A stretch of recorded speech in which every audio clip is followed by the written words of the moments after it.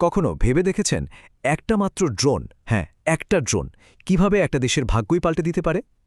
আজকের এই আলোচনাটা ঠিক এমনই দুটো ড্রোনকে নিয়ে। দুটো ড্রোন যারা কিনা আধুনিক যুদ্ধের সব নিয়মকানুন নতুন করে লিখতে বসেছে। একদিকে আছে তুরস্কের বাইরাক্তার, যেটা এখন সারা বিশ্বের যুদ্ধক্ষেত্রে এক কিংবদন্তি, আর অন্যদিকে আছে ভারতের রুস্তম, একটা উদীয়মান শক্তির বিশাল এক স্বপ্নের নাম। ভাবুন তো একবার, নাগর্ণ কারাবাখের আকাশে উঠছে শয়ে শয়ে ড্রোন, আর কয়েক দশকের পুরনো একটা সংঘাতের ফলাফল মাত্র কয়েক সপ্তাহেই নির্ধারিত হয়ে যাচ্ছে। এ একটাই দৃশ্য আসলে চোখে আঙুল দিয়ে দেখিয়ে দেয় যে যুদ্ধক্ষেত্রটা আর আগের মতো নেই, একদমই নেই। আর এই পরিবর্তনের পেছনে সবচেয়ে বড় নামটা হলো তুরস্কের তৈরি এই মানববিহীন আকাশযানগুলো। এরা দেখিয়ে দিয়েছে অনেক কম খরচেও কিন্তু যুদ্ধের মোড় পুরোপুরি ঘুরিয়ে দেওয়া সম্ভব। তো চলুন প্রথমে কথা বলা যাক সেই তারকাটাকে নিয়ে, যেটা এখন আধুনিক যুদ্ধের প্রায় সমার্থক হয়ে গেছে, বাইরাক্তার TB2। এটা কিন্তু শুধু একটা সফল ড্রোন না, এটা এখন কম খরচের অথচ মারাত্মক কার্যকরী ড্রোনের একটা বেঞ্চমার্ক, একটা মানদণ্ড হয়ে দাঁড়িয়েছে। আচ্ছা, এর স্পেসিফিকেশনগুলো দেখলেই কিন্তু বোঝা যায় কেন এটা এত সফল। দেখুন, এটা 150 কেজির মতো পেলোড, মানে অস্ত্রশস্ত্র বয়ে নিয়ে যেতে পারে। গতিও মন্দ না, ঘণ্টায় প্রায় 222 কিলোমিটার।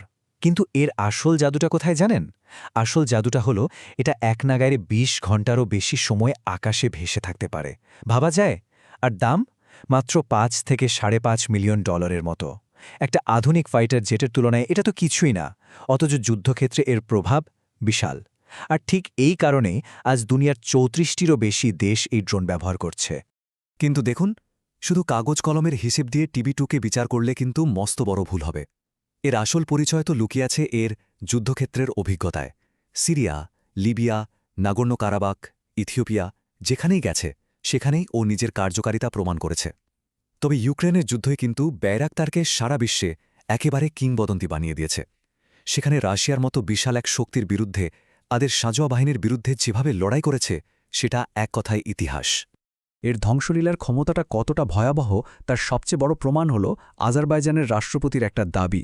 তিনি বলেছিলেন শুধুমাত্র TB2 ড্রোন ব্যবহার করে আর্মেনিয়ার $1 বিলিয়ন সামরিক সরঞ্জাম ধ্বংস করা হয়েছে। ভাবুন একবার, $1 বিলিয়ন। অনেক ছোট দেশের পুরো বছরের ডিফেন্স বাজেটের সমান টাকা। আর এই বিশাল ক্ষতিটা করেছে মাত্র কয়েকটা ড্রোন। তো বাইরাক্তারের গল্প তো শুনলাম, এবার চলুন নজর ফেরানো যাক ভারতের দিকে। ভারতের নিজস্ব ড্রোন প্রোগ্রাম রুস্তম, যার আরেক নাম তাপস।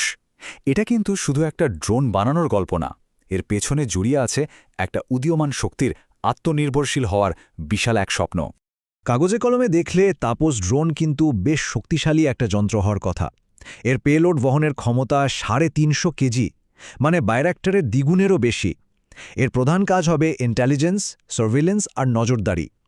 এটা ভারতের আত্মনির্ভর ভারত নীতির একটা খুবই গুরুত্বপূর্ণ অংশ। লক্ষ্যটা পরিষ্কার, প্রতিরক্ষা প্রযুক্তিতে বিদেশি নির্ভরতা কমানো। কিন্তু সমস্যাটা হলো কাগজে কলমের এই দারুণ সম্ভাবনা এখনও পরীক্ষামূলক স্টেজেই আটকে আছে। আর ঠিক এখানেই গল্পে একটা বড়সড় মোড় আসে, কারণ দ্য ইউরেশিয়ান টাইমসের মতো অনেক প্রতিরক্ষা বিষয়ক জার্নাল আর বিশেষজ্ঞরা এই প্রজেক্টের ভবিষ্যৎ নিয়ে কিন্তু বেশ সন্দেহ প্রকাশ করেছেন। তাদের মতে দুর্বল ডিজাইন আর কিছু ভুল সিদ্ধান্তের কারণে পুরো প্রজেক্টটা তার লক্ষ্য থেকে অনেকটাই পিছিয়ে পড়েছে। আসলে এই প্রজেক্টের শুরুটাই ছিল বেশ চ্যালেঞ্জিং।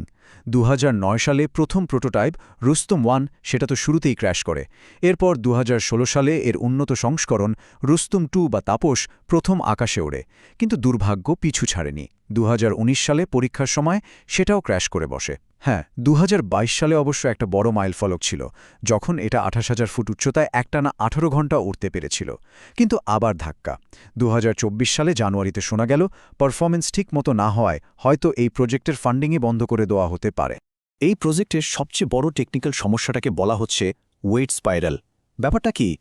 ধরুন আপনি একটা দ্রুতগতির রেসিং কার বানাচ্ছেন, কিন্তু গাড়িতে শক্তিশালী ইঞ্জিন, বড় চাকা, আরও কত কি লাগাতে গিয়ে দেখলেন গাড়িটা এতটাই ভারী হয়ে গেছে যে এটা আর স্পিডই তুলতে পারছে না। তাপসের ক্ষেত্রেও ঠিক এটাই ঘটেছে। এর ওজন প্ল্যান করা হয়েছিল 1800 কেজি, কিন্তু সেটা বাড়তে বাড়তে গিয়ে দাঁড়িয়েছে প্রায় 2800 কেজিতে। আর এই অতিরিক্ত ওজন, এর গতি, উচ্চতায় ওড়ার ক্ষমতা, স্থায়িত্ব সবকিছুর উপরই মারাত্মক খারাপ প্রভাব ফেলেছে। আচ্ছা, অনেক তো আলাদা আলাদা কথা হলো, চলুন এবার এই দুটো ড্রোনকে সরাসরি মুখোমুখি দাঁড় করাই, দেখি টেকনিক্যাল দিক থেকে কে কোথায় দাঁড়িয়েছে। সরাসরি তুলনা করলে দেখুন পেলোড ক্ষমতার দিক থেকে রুস্তম 350 কেজি, কিন্তু বাইরাক্তারের 150 কেজির চেয়ে অনেক অনেক এগিয়ে। আবার অন্যদিকে আকাশে ভেসে থাকার ক্ষমতার দিক থেকে বাইরাক্তার 20+ ঘন্টা সামান্য হলেও এগিয়ে। কিন্তু আসল পার্থক্যটা কোথায়? সবচেয়ে বড় পার্থক্যটা হলো অভিজ্ঞতা। বাইরাক্তার হলো যুদ্ধক্ষেত্রে পোড় খাওয়া এক সৈনিক, আর রুস্তম, সে এখনও তার প্রথম সত্যিকারের পরীক্ষার অপেক্ষায় দিন গুনছে। তাহলে মূল প্রশ্নটা কিন্তু এটাই দাঁড়াচ্ছে, তাই না? যে আধুনিক যুদ্ধক্ষেত্রে কোনটা বেশি জরুরি, কাগজে কলমের সেরা স্পেসিফিকেশন নাকি যুদ্ধক্ষেত্রের কঠিন অভিজ্ঞতা? আসল গেম চেঞ্জার তাহলে কে? এই প্রশ্নের উত্তর খোঁজার আগে চলুন গেম চেঞ্জার শব্দটার মানেটা একটু বুঝে নেই। ইতিহাসে কিন্তু এমন অনেক গেম চেঞ্জার আমরা দেখেছি, যেমন ধরুন ঘোড়সওয়ার বাহিনী বা ট্যাঙ্ক কিংবা এয়ারক্রাফট ক্যারিয়ার।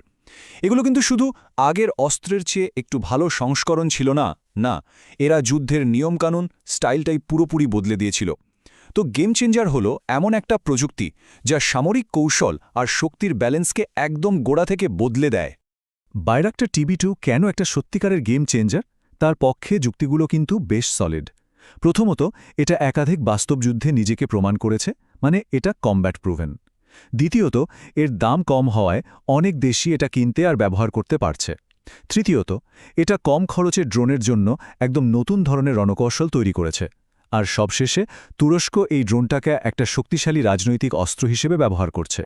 বন্ধু দেশগুলোকে সাহায্য করছে, আবার শত্রুদের চাপে রাখছে। এই ব্যাপারটাকে এখন ড্রোন ডিপ্লোমেসি বলা হচ্ছে। আর অন্যদিকে রুস্তম বা তাপসের গল্পটা হলো সম্ভাবনার গল্প। এর ডিজাইনটা অনেক বেশি উচ্চাকাঙ্ক্ষী। সফল হলে এটা আরও বেশি পেলোড আর উন্নত সেন্সর ব্যবহার করতে পারবে। এটা ভারতের প্রযুক্তিগত স্বনির্ভরতার একটা প্রতীক। বলা যেতে পারে এটা একটা আন্ডারডগের গল্প, একটা প্রজেক্ট যেটা অনেক বাধার মুখে পড়েছে, কিন্তু যদি সফল হয় তাহলে এটা ভারতের জন্য একটা বিরাট জয় হবে, আর প্রতিরক্ষা প্রযুক্তির দুনিয়ায় ভারতের জায়গাকে আরও অনেক মজবুত করবে। শেষ পর্যন্ত এই দুটো ড্রোনের গল্প আমাদের একটা মৌলিক প্রশ্নের সামনে এনে দাঁড় করায়। একটা প্রযুক্তির আসল সাফল্য কি তার স্পেসিফিকেশন শিটে লেখা থাকে, নাকি তার আসল পরীক্ষা হয় যুদ্ধক্ষেত্রের ধুলো আর বারুদের মধ্যে? কোনটি আসলে একটা গেম চেঞ্জারকে তৈরি করে, কাগজে কলমের শ্রেষ্ঠত্ব নাকি যুদ্ধক্ষেত্রে তৈরি হওয়া উত্তরাধিকার?